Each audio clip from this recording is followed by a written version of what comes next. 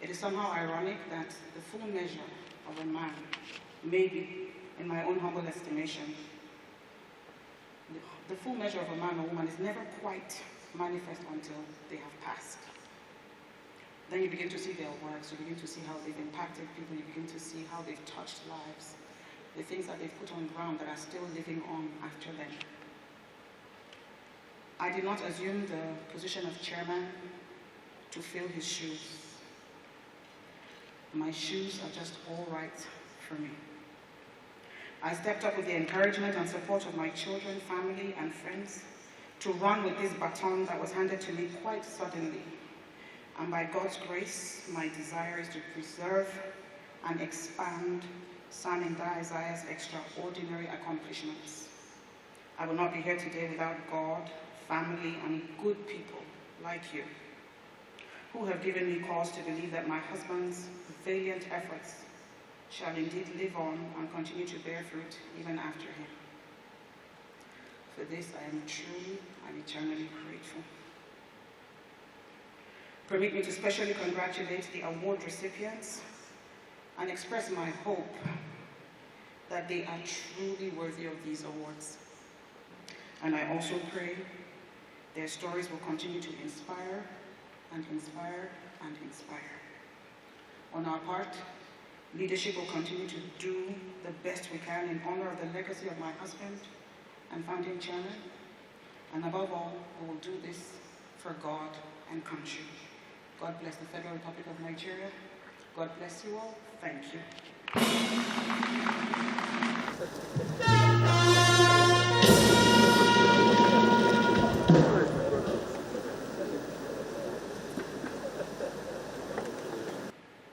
Your Excellency, the Vice President and special guest of honor at this very special program.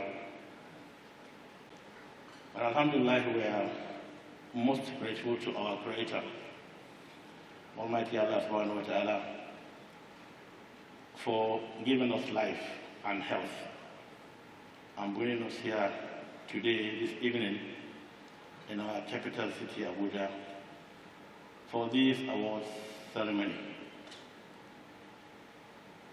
A little has been said about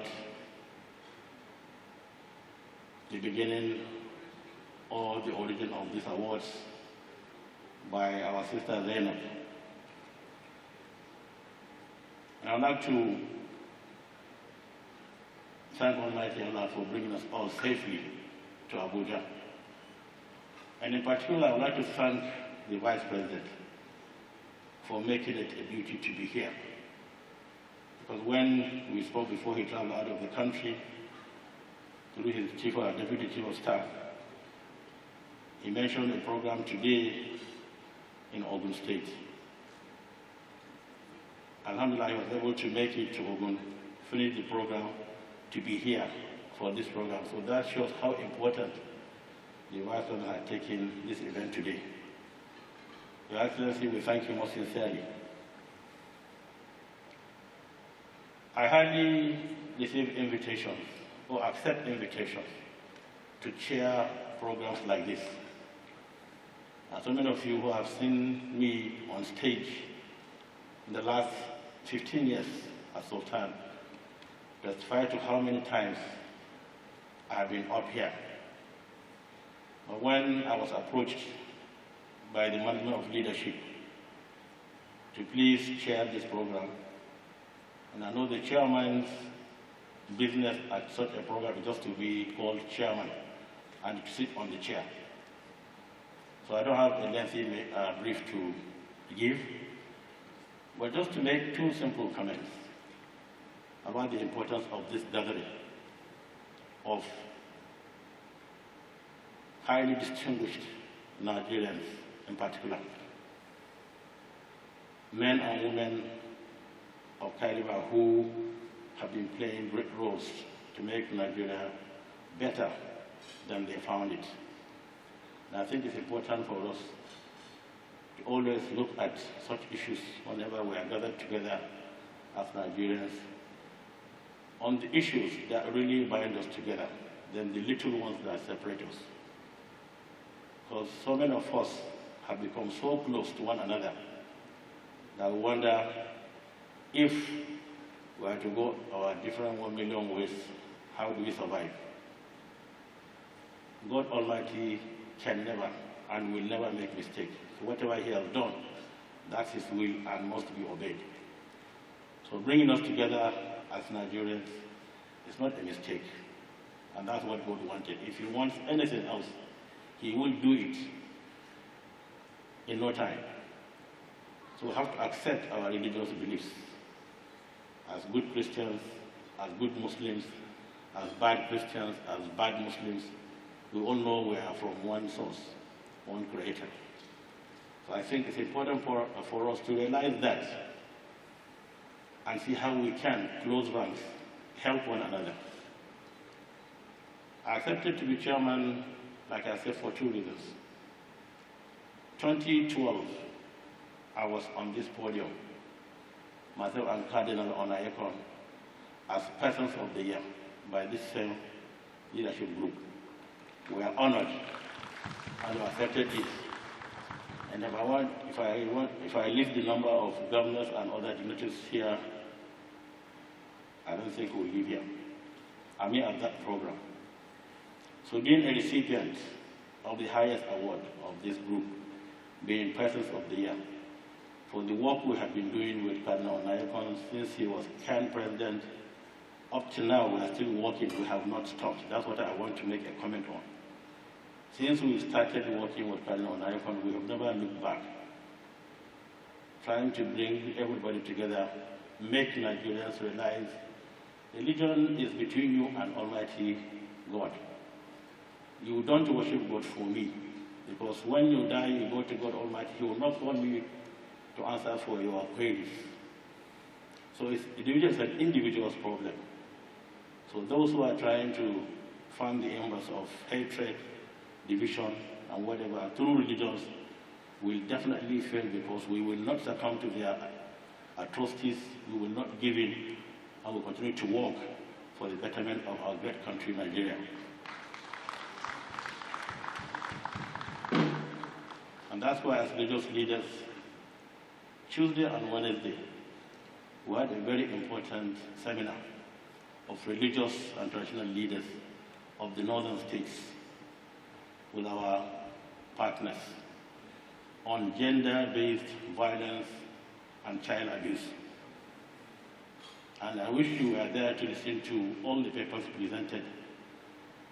For you as a woman, you will know that, yes, hope is very, very close, that because we've understood what madness has been meted on you as a woman, as a wife, as a mother, and you also as a child, and we are ready to take up the gauntlet and face the challenges and ensure that the gender-based violence that we have in our societies, due to primitiveness, but definitely not due to religious. That's what we all discussed in the last 2 days. That particular episode will soon be another chapter in our history books, inshallah. I would like to thank all those who took part. And as a security person, having spent my life, most of my life, 31 years in the military, I know the importance of security. So my short take on this, we must rise up together as one people to face these challenges of insecurity. No one person can do it alone. The commander-in-chief cannot do it alone. The chief of defense staff cannot do it alone.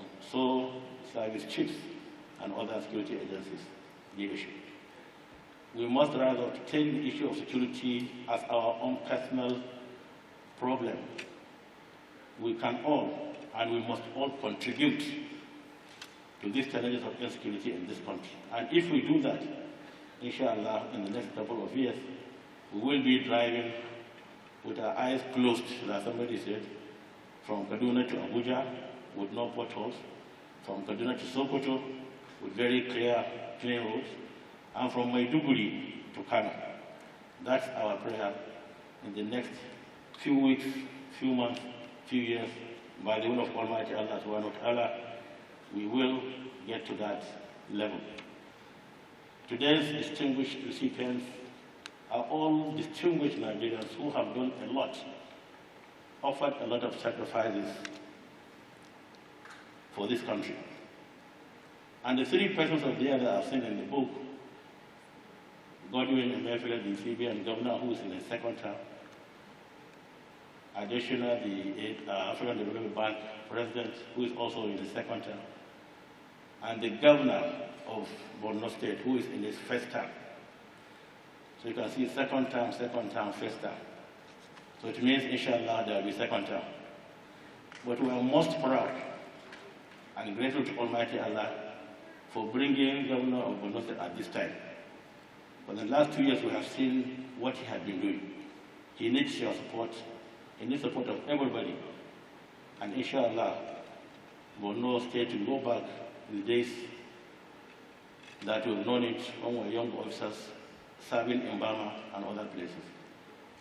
So I would like to congratulate all the recipients, especially the three I've just mentioned, who have been very close to me in the last 15 years. In fact, if the CBN governor happened to be around, I would ask him to tell you a little story when he was a young clerk and I was a major in the army in Lagos. So I've known each other for a long time, and I believe these three persons of the year truly deserve this elevation, this recognition, and to whom much is given, definitely you know much is demanded from you. So it's a challenge to all of you to rise up to the occasion. You are being recognized publicly. Do more to get better recognition from Almighty God. We welcome you all as the chairman of the program. I personally welcome all of you to this program and pray for a successful completion and safe trip back to our various destinations at the end of the program. Once more, congratulations to all of you. Wassalamu alaikum wa rahmatullahi wa barakatuh.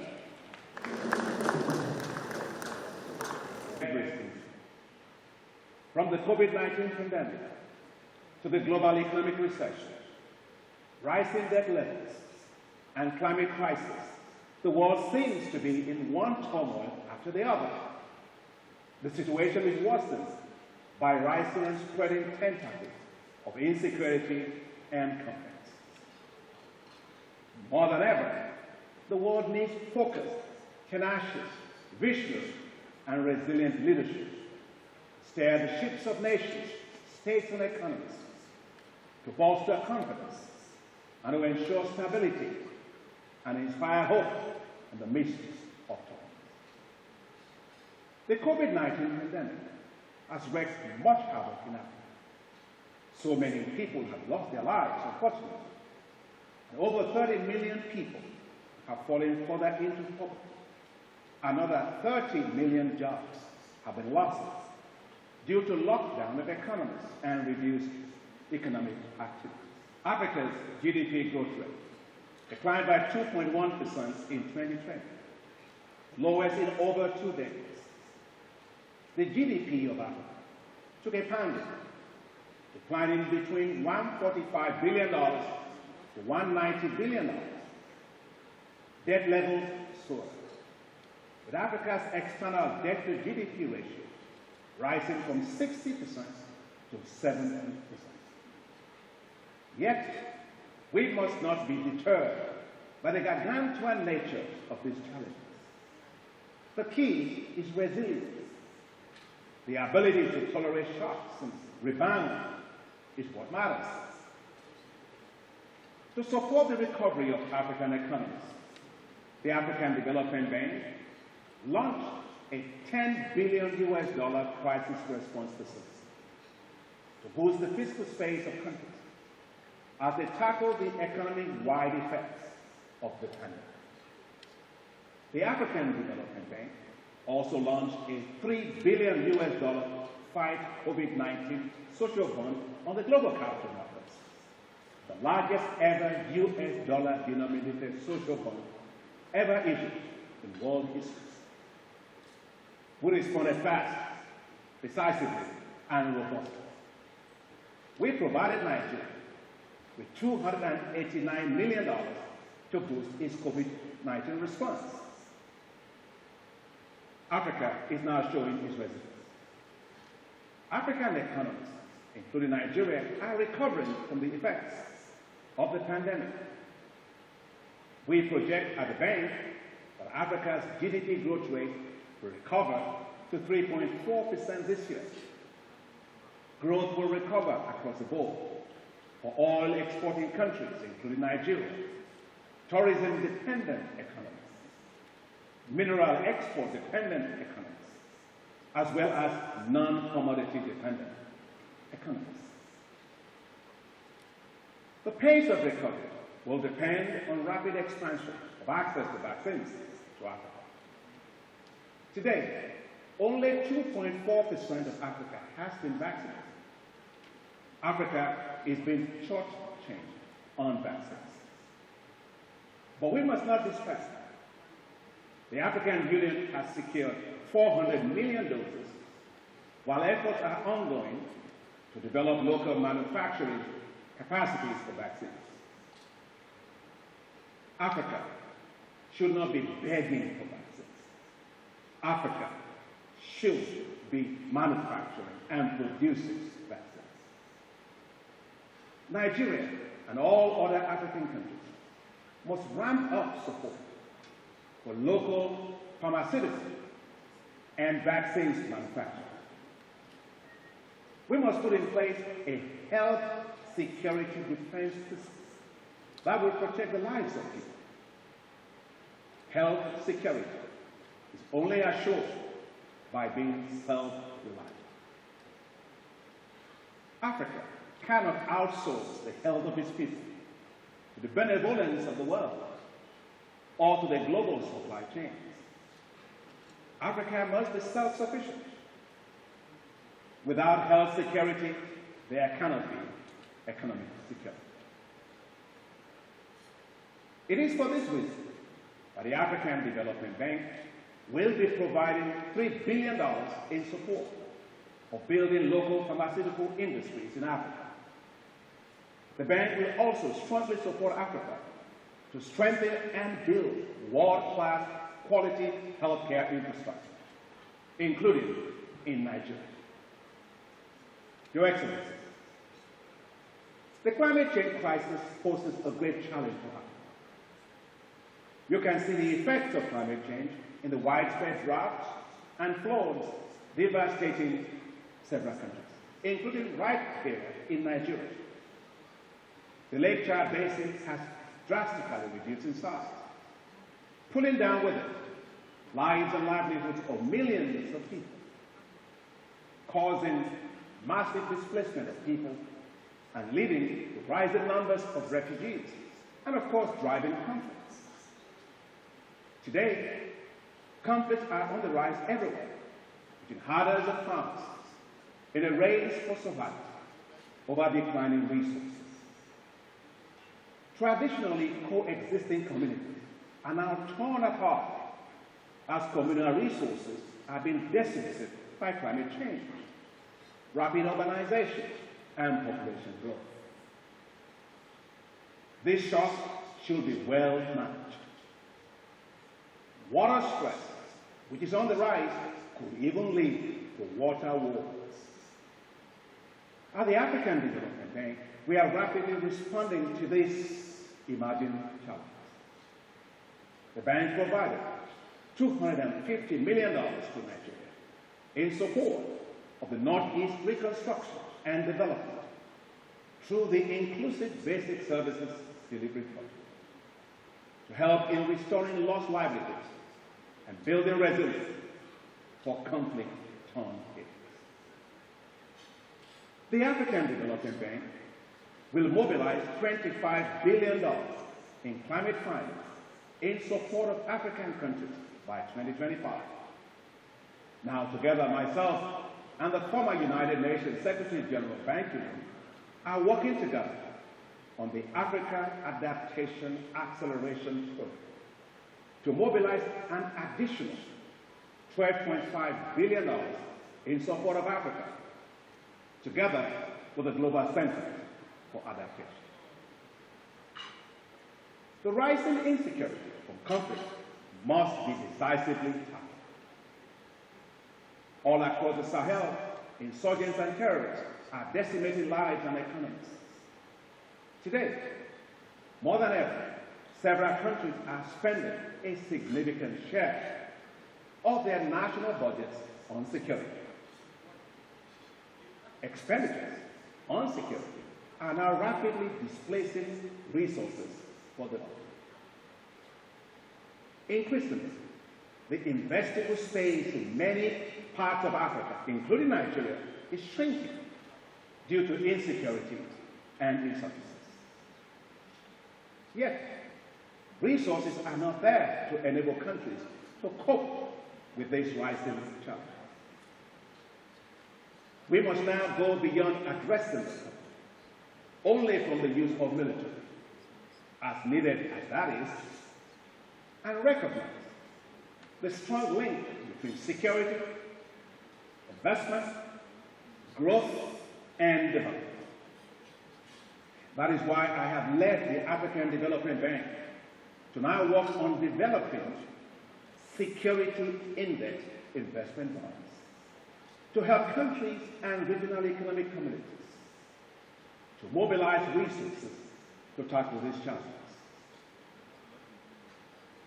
The security index investment bonds will raise funds on the global capital markets to support countries to upgrade their security architecture, rebuild damaged infrastructure in conflict-affected areas, rebuild social infrastructure, especially schools, hospitals, water, and sanitation, and protect especially zones where there are strategic investments. Without security, there cannot be investments. Without investments, there cannot be growth. Without growth, there cannot be development. The African Development Bank is at the heart of Africa's development. We are a people-centered bank working to accelerate the development of Africa. When I was first elected president of the bank 6 years ago, I launched the high-five strategy of the bank to drive faster development of the country. Light up and power Africa. Feed Africa. Industrialize Africa. Integrate Africa. And improve the quality of life of the people of Africa. In 5 short years, the program has impacted on the lives of 335 million people. We have embarked on transformative projects for Africa. We are working to finance, for example, the development and the construction of the Lagos-Abidjan Highway, together with ECOWAS, which will be a landmark investment that will accelerate the economic integration of West Africa. We have commenced work on the Desert Footpath Initiative, a $20 billion initiative, which will provide electricity access via the source for 250 million people across 11 countries of the Sahel, including northern Nigeria. This will become the world's largest solar cell. The bank is boosting African countries' efforts to also transform their agricultural sector. Since the African Development Bank launched its Feed Africa strategy in 2015, over 74 million people have benefited from access to improved agricultural technologies. As an example, our flagship program called Technologies for African Agricultural Transformation, or TAAT, has provided already 11 million farmers in Africa across 29 countries, including Nigeria, with new climate-resilient agricultural technologies. We are strongly supporting Nigeria. Just last week, the African Development Bank and its partners came together for the design of the first phase of what we call special agro-industrial processing zones in Nigeria. These will help to transform agriculture in Nigeria, revive rural economies, boost food and agribusiness investments, and turn many rural areas from zones of economic misery to zones of economic prosperity. We have mobilized $520 million together with our partners in support of Nigeria. These will further help Nigeria diversify its economy and, of course, boost jobs.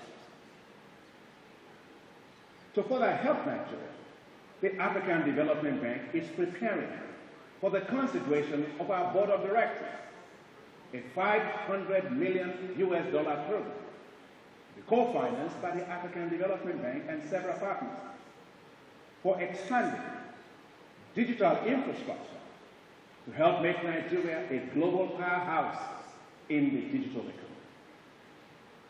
This will boost innovativeness, especially in the financial technology and e-commerce space, and the creative industries, where new and successful ventures have been launched with excellence in Nigeria. As the president of the African Development Bank and the first Nigerian to lead the bank since its establishment in 1964, I am very mindful of the need to continue to drive the bank to greater levels of excellence in the midst of all the challenges facing the world and the country. I am proud of what we have accomplished today at the bank, with the very strong support of our board of directors, our board of governors, and all our 81 shareholder countries, African and non-African, including Nigeria, the largest shareholder of the country. In 2019, the African Development Bank received an increase in its general capital from $93 billion to $208 billion, the largest ever in its history since 1960. The bank has maintained its stellar AAA rating by all major global credit rating agencies for 6 years in a row, thanks to the strong support of all of our shareholders. And this year, the Global Finance, the globally renowned U.S. financial magazine, ranked the African Development Bank as the best multilateral financial institution in the world for 2021. The African Development Fund, the bank's concessionary lending institution, is ranked this year as the second best in the world among the 49 largest bilateral and multilateral financial institutions in the world, which includes all in the developed countries. That is the kind of Africa we want. Africa, showing global excellence in the midst of a turbulent world, finding solutions and driving innovation and change at scale. Your Excellencies, we must all work together, hand in hand, and rise above the tide of challenges. We must never be defeated or defined by the extent of our challenges. We must be remembered by our ability as individuals and collectively to rise above challenges and with clear-eyed vision carry our institutions and nations to their glorious destiny, stable, thriving, and resilient, today and well into the future. Our resolve must be to work in harmony and managing diversity for strength. We must stay focused with our eyes firmly on the horizon. In the distance lies the future. The Africa we want and the Nigeria we want. The Africa and Nigeria we love. the Africa and the Nigeria we built. Our Africa, our Nigeria. I know that Africa will shine. And I know that Nigeria will shine. Together, let us make that happen. History must remember us for that. Thank you very much. It's my rare honor and privilege to invite at this time, if I may, the Vice President of the Federal Republic of Nigeria, His Excellency,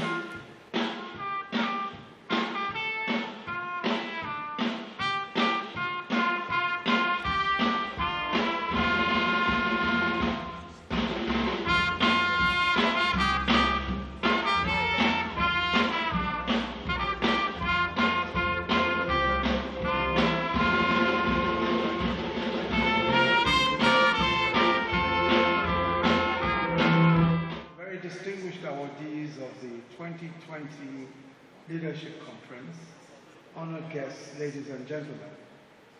Let me begin by saying how very delighted I am to be at this conference and to commend the board and management of the leadership group and their collaborators for putting together a forum for dialogue in the tradition established by the esteemed founder, our beloved departed brother and colleague, Sam Nda Isaiah. It's a privilege indeed to join you in honoring the memory of that great patriot and innovator. Your Excellencies, we are meeting today against the backdrop of economic adversity, inflamed fault lines, and social resentments. We already know, of course, of the insurgencies in the Northeast, kidnappings, and terrorist acts in the Northwest, and threats of secession in parts of the country. In the light of all these challenges, the theme of this conference, national and regional insecurity, the role of political and non-political actors in the stabilization and consensus building, is clearly an inspired one. In considering the theme of this event, it's worth noting that often when we explore the concepts of national and regional security, there is a tendency to anchor the discourse around the machinations and intrigues of externally generated vulnerabilities and external adversaries.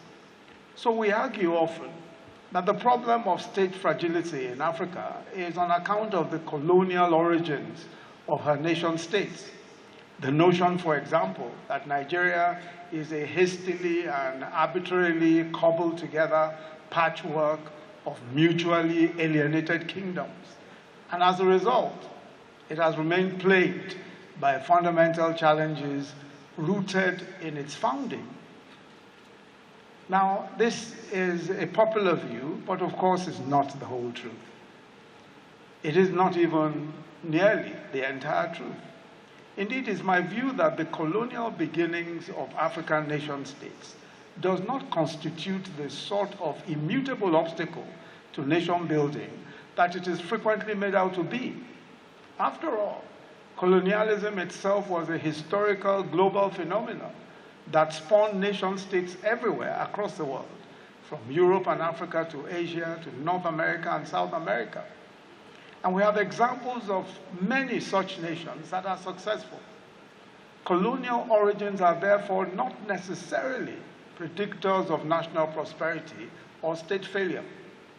In any case, there's a lot of scholarship and research that shows that our ethnic nations or nationalities share a long history of trade, of diplomacy, of migration, and conflict, all of which ensured that by the time the colonialists arrived, our ethnic nationalities were not strangers to each other. And even then, they were not strangers to themselves. And most certainly, they were not strangers many, many decades and almost centuries after.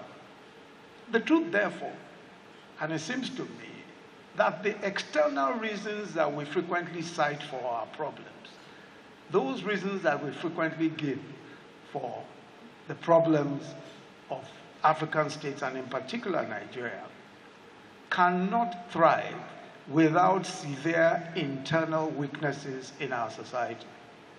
And I venture to say that the chief weakness that we have is a human one. Our elite, our political, economic, and religious elite. An elite that has so far proved to be socially irresponsible. That is, one which either by selfishness, negligence, or ignorance, or a lack of self-awareness, has so far been unable to build the institutions, and more importantly, the social and political consensus upon which a just and orderly society can stand. And because dominance must be premised on some form of consensus, the elite depend on a dubious one, the promotion of tribal and religious fault lines for legitimacy. So where are we today? On a nationwide and region-wide scale, we are seeing challenges to national order driven by profound and pervasive sense of exclusion and marginalization. And I don't speak of ethnic or religious marginalization, which is really another elite dog whisper to acquire more for themselves or for ourselves in the contest for political booty. I speak of a division between the have-nots who have no hope and the haves who seem to have it all. So the attacks we see on law and order are themselves symptomatic, and they are driven by emergent critiques of the fabric of order itself. These critiques are manifesting as insurrections and insurgencies along various axes of identity. These rejections of formal institutions may be driven by conceptions of religious obligations, ethnic identities, and generational antipathies, but that is only superficial. What they have in common is that they are patterns of solidarity of those who have no stake in an orderly society, because such a society appears to offer them nothing. And so they are in fundamental violent and implacable opposition to a system that appears to favor only a few. So the recognition that the system is not working optimally for many of our people must inspire a broad-based movement for reform that works to recalibrate and present order and attune it more to the aspirations of the people. To be sure, the cost of reforming the system is considerably less than the cost of letting the system be destroyed in the hope that it can somehow be rebuilt from scratch. That is a risk we cannot afford to take as a nation. So how do we mediate these conflicts?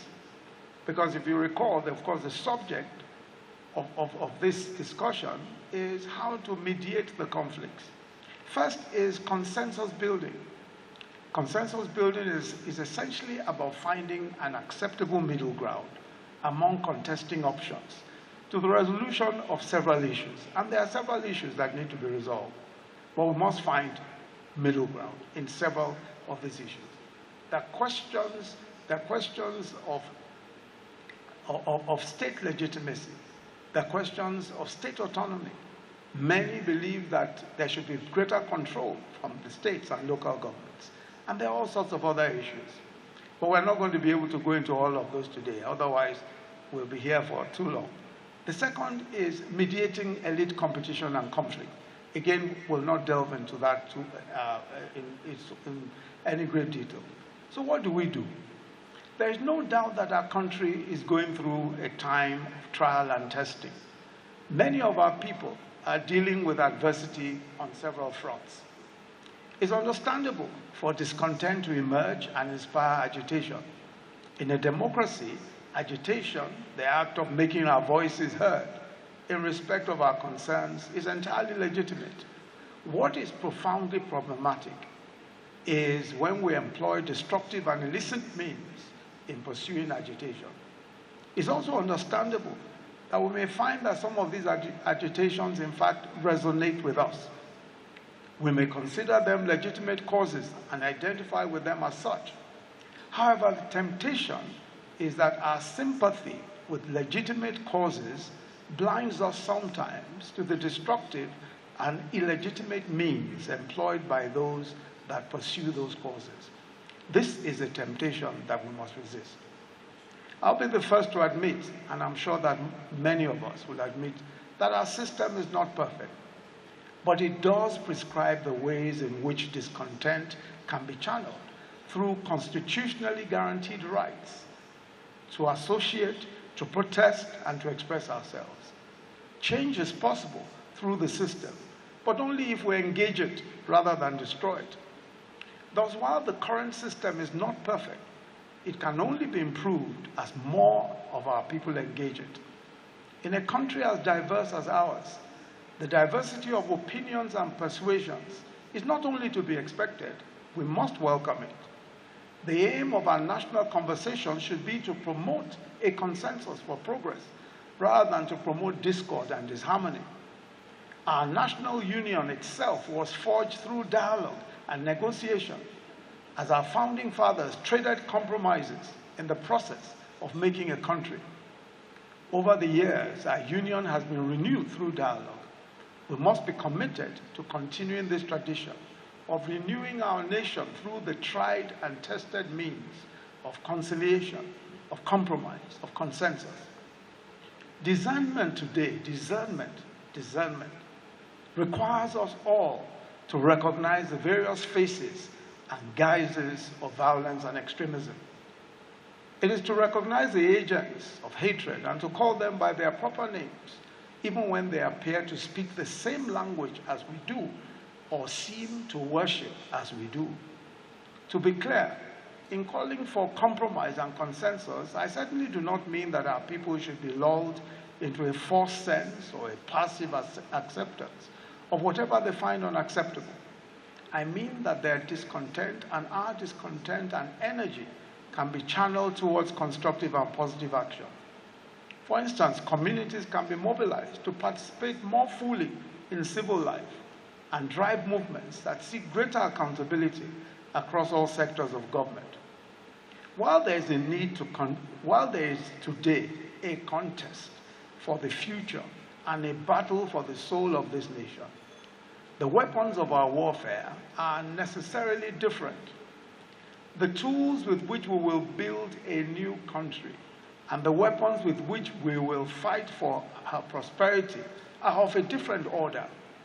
It was Reverend Martin Luther King who said, and I quote, "Destructive means cannot bring about constructive ends." Destructive means cannot bring about constructive ends. We contend for the soul of our country by promoting civilized values. In particular, we must uphold a culture of life, the affirmation of the value of human life. We cannot accept unlawful violence in any guise, even by those who claim to be using it in response to violence. We need an intergenerational, ecumenical, and pan-Nigerian coalition willing to uphold the value and sanctity of life above and beyond all causes and all differences. Our history teaches us that whenever people have succumbed to the temptation to use fear, hatred, and violence to achieve their ends, they have unleashed destructive forces upon our communities with great human and material costs.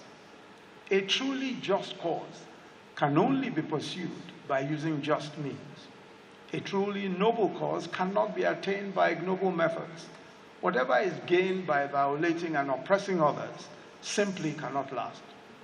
Let me be clear. The principal role of the state as far as guaranteeing peace and order is unimpeachable. Our Constitution enshrines the moral imperative of the state by asserting that the security and welfare of the Nigerian people shall be the primary purpose of government. This is the inescapable duty of all of us that are elected to lead, and it is one for which we will be held to account. However, the practical fulfillment of this mandate requires partnerships. It requires that partnerships be forged between the state and civil society, as well as between political and non-political actors. So what should the elite do? and what responsibility does the elite bear?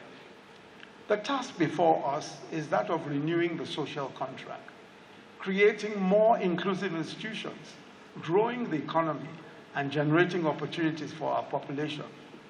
Two realizations are especially poignant to the point. The first is that this task cannot be accomplished in a climate of socio-political instability. Secondly, no project of social renewal and transformation can succeed without the involvement and indeed the leadership of the elite. The operative principle is the French expression noblesse oblige, which in English simply means nobility obligates. It conveys the idea that because we are the elite, because certain people, religious, economic leaders, political leaders, social leaders, because they belong to an elite, there is a responsibility that comes with being of that status. That responsibility is one that we have no choice but to fulfill. It proposes that the advantage of education, position, wealth, especially in a poor society, comes with the responsibility to think, to develop and implement the big ideas that would create opportunities and livelihood for the majority. The highest office and duty of the elite is sacrifice, sacrifice and more sacrifice. It means that we must be prepared to tell our constituencies the truth, even if it hurts our political fortunes or our popularity. We must be able to say to the young men and women who, for example, say that secession is the only way, or that we should break into little nations, and that is the only way. We must be able to say to them that that is the way of extinction, not development. We must, as religious leaders, be able to tell our adherents, we must be able to tell those who worship the way we worship, that people of other religions are not their enemies, that they are, in fact, their brothers and sisters. And we must not allow those who will benefit by division and strife to tell them differently. Some of those things may not sound popular, especially in an atmosphere where everyone feels that they are right about whatever it is, or whatever views they hold. But it is the responsibility of the elite to speak the truth, even where the truth does not sound popular. We have received much from Nigeria. We are disproportionately beneficiaries of opportunities, of resources, of advantages, of relationships and other assets that are only possible because we are Nigerian. It is only right that we adopt a sensibility that guides us in giving back to this country that has empowered us so much, and to invest in it in ways that offer returns broader than just our own profit. Those of us in this conference, and those of us who are seated here, are by virtue of pedigree and status, members of a highly privileged minority. The contrast between our exceptional circumstances and the material conditions of the majority of our people imposes a moral obligation on us to work for the common good, towards a society that works for all by spreading the circle of opportunity. In times of crisis, the elite must broaden its horizons beyond their specific disciplines and sectors. Accordingly, business leaders understand that it's not enough to focus on making profits. Businesses need a healthy society within which to operate and to make profit. This is why there are now such concepts as corporate social responsibility and good corporate citizenship. It is not at all paradoxical that some of the biggest charities in the world were founded by the greatest capitalists. Legal practitioners, as a distinct elite, must understand that the imperative of transformative leadership in the legal sector today calls for the bar and the bench to insist on the integrity of our system of justice, to insist on the speed of dispensation of cases, and to call out anyone who compromises the system. The media elite must recognize that they have a responsibility to exercise discernment in their deployment of their platforms, and must reflect upon whether they are amplifying the most insensate, the most intemperate, the most incendiary voices in our midst, while marginalizing the voices of reason. The political elite must accept, through policies and actions, that the purpose of power is to better the lives of those we serve and to give the young great hope for the future. Once we put on the lens of social responsibility, different higher imperatives come into play. This is what transformational elitism looks like. So I conclude that in times of crisis, we learn and relearn lessons in solidarity and in the value of pulling together. The old rigid dichotomies between the state, the market, and civil society no longer apply. We recognize that the path to the future will be paved by consolidating the interdependence of these sectors. This is why we need a new ethic of collaboration that brings together elements from the public sector, from communities, from corporations, from voluntary associations, from faith groups. And all these groups must jointly work on solutions that we can scale up from the local to the national space. And the elite is integral to this process. Finally, in times of adversity, societies buffeted by uncertainty and anxiety are tempted to drift towards the voices that appeal to our darker impulses, to those that traffic in fear and despair and division. The elites, such as are gathered here today, must counter such voices by inspiring faith, creative optimism, and solidarity. I personally remain unyielding in my belief that we will prevail over adversity by the strength of our togetherness. The present moment is crying out for leaders that can bring our people together, that can heal the rifts between communities and build bridges across divides of religion, of politics, and of all of the other social consequences that make such a difference to everyone. This too is perhaps the most urgent imperative of transformational elitism today. I'd like to congratulate all of the distinguished awardees of the 2020 Leadership Conference, and to congratulate you all and to say that the responsibility that comes with leadership lies squarely upon your shoulders, especially those of you who will be receiving these very coveted prizes today. Thank you very much, and thank you for listening.